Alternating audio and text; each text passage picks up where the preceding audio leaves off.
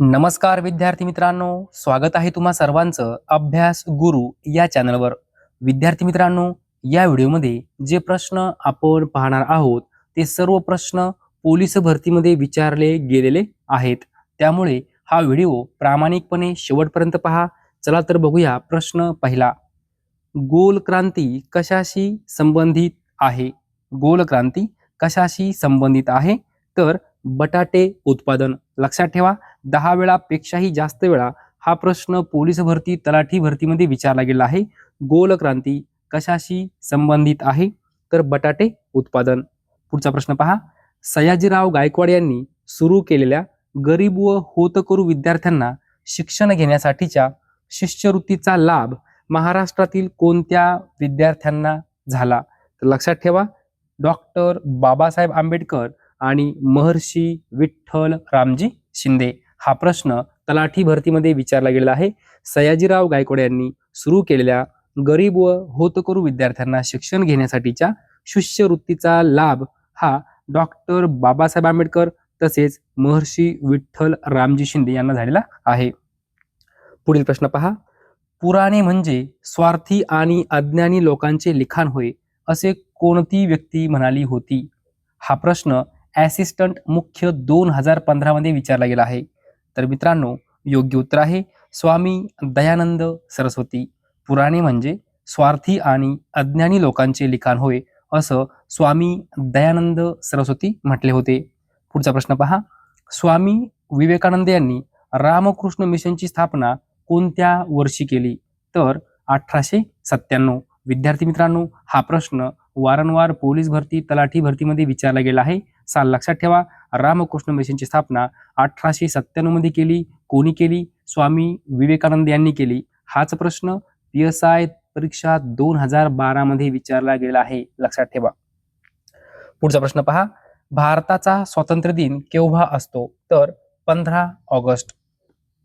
भारताचा प्रजासत्ताक दिन कधी असतो?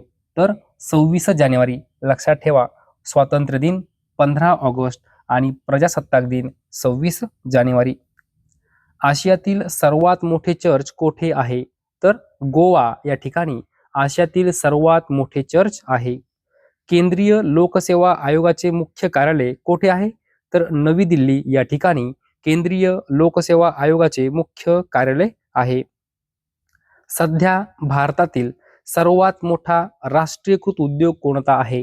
तर भारतीय रेल्वे. राष्ट्रीय विकास परिषदेचे पदसिद्ध अध्यक्ष कोण आहेत? तर पंतप्रधान. जालियनवाला बाग हत्याकांड कधी घडले? तर 13 एप्रिल 1919. विद्यार्थी मित्रांनो, प्रश्न महत्वपूर्ण आहे. 20 वेळापेक्षाही जास्त वेळा हा प्रश्न पोलीस भरती, तलाठी भरतीमध्ये विचारला गेला आहे. जालियनवाला बाग हत्याकांड 13 एप्रिल 1919. अशोक दुसरा म्हणून कोणाला ओळखले जाते? तर कनिष्क. लक्षात ठेवा, अशोक दुसरा म्हणून कनिष्क यांना ओळखले जाते. पुढचा प्रश्न पहा.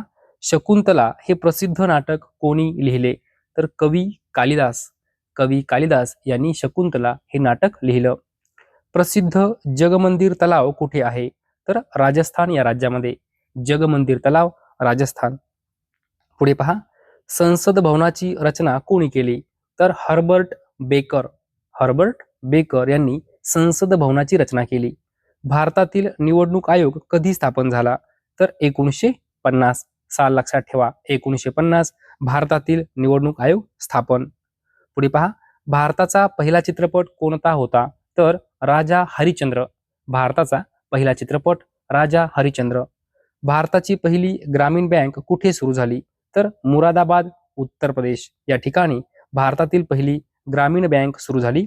मुरादाबाद, उत्तर प्रदेश. पुढे पहा. पहिली पंचवार्षिक योजना कधी सुरू झाली? तर 1951. पहिली पंचवार्षिक योजना 1951. गदर पक्षाचे संस्थापक कोण आहेत? तर लाला हरदयाळ. विद्यार्थी मित्रांनो, प्रश्न महत्वपूर्ण आहे. 10 वेळापेक्षाही जास्त वेळा हा प्रश्न पोलीस भरतीमध्ये विचारला गेला आहे. 7 ते 8 वेळा हा प्रश्न तलाठी भरतीमध्ये विचारला गेला आहे. गदर पक्षाचे संस्थापक कोण आहेत? तर लाला हरदयाळ. लोधी राजवंशाचा शेवटचा शासक कोण होता? तर इब्राहिम लोधी. लोधी राजवंशाचा शेवटचा शासक इब्राहिम लोधी. पहिली जैन संगीती कुठे आयोजित करण्यात आली होती? तर पाटलीपुत्र या ठिकाणी. पुढे पहा, जगातील पहिले विद्यापीठ कोणते? तर तक्षशिला. जगातील पहिले विद्यापीठ तक्षशिला. चीनमध्ये पोहोचणारा पहिला युरोपियन व्यक्ती कोण? तर मार्को पोलो. Marco Polo.